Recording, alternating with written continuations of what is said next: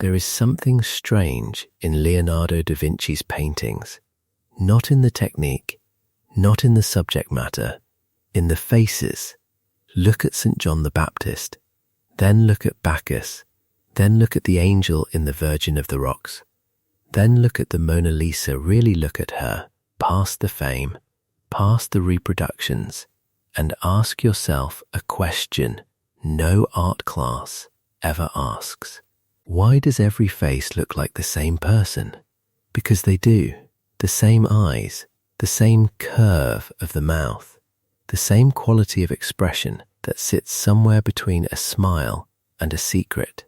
Painting after painting, decade after decade, one face, repeated across the entire body of work of the most celebrated artist in human history.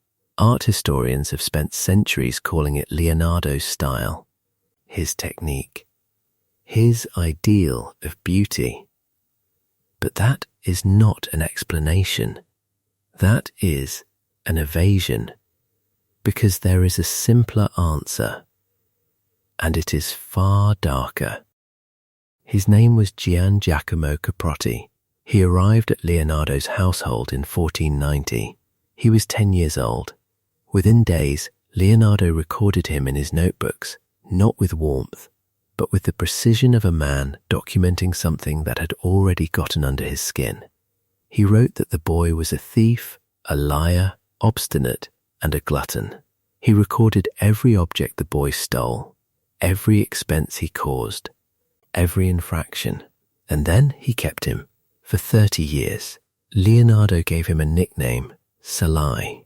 In Milanese dialect, it means little devil. He kept the little devil by his side through every city, every commission, every exile. When Leonardo traveled to Rome in 1513, Salai went. When he moved to France in 1516 at the invitation of King Francis I, the final journey of his life, Salai went. He documented every flaw, he recorded every theft, and he never let him leave. In his will, written the year he died, Leonardo left Salai half of his vineyard outside Milan. He left him money. He left him paintings.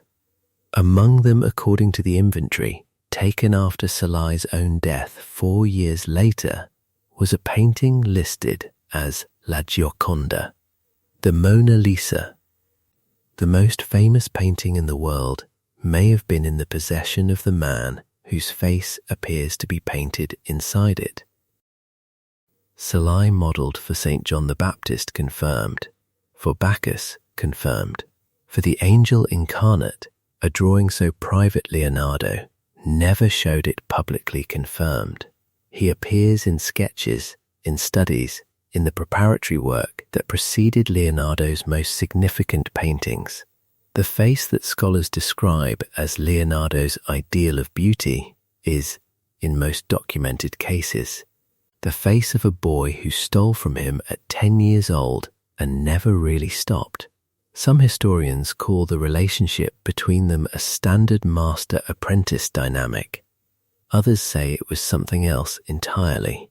Leonardo left his private notes in mirror, writing a method that required a specific tool to decode. The things he did not want read easily, he hid inside the act of writing itself. What those notes contain about Salai, we do not fully know. What the paintings contain about Salai, that anyone can see. Here is what is worth sitting with. Leonardo da Vinci was, by any measure, the most observant human being of his era. He studied anatomy by dissecting corpses in secret. He designed flying machines 3 centuries before the first aircraft. He recorded the movement of water, the structure of bones, the behavior of light with a precision that has never been surpassed. And yet he could not see what he was doing with this one face. Or he could see it perfectly and could not stop anyway.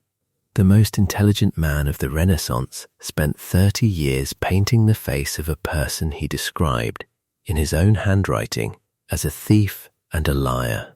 There is a word for that. It is not admiration. It is not mentorship. Most people have something like this, not a painting. Not a face repeated across masterpieces, but something, a pattern they return to, a person they cannot release, a version of themselves they keep recreating without meaning to. Leonardo knew what Salai was. He wrote it down. He painted him anyway for 30 years, on saints, on angels, on the most enigmatic portrait in history. When Salai died killed by a crossbow wound in a duel in 1524, 5 years after Leonardo, he left behind those paintings. He left behind a face that is now reproduced on posters and postcards and museum gift shop mugs across the entire world. Nobody knows what he thought about any of it. Leonardo's notebooks are full of observations, full of questions, full of everything he wanted to understand. He never wrote down what Salai meant to him. Maybe that is the only honest thing he ever kept to himself.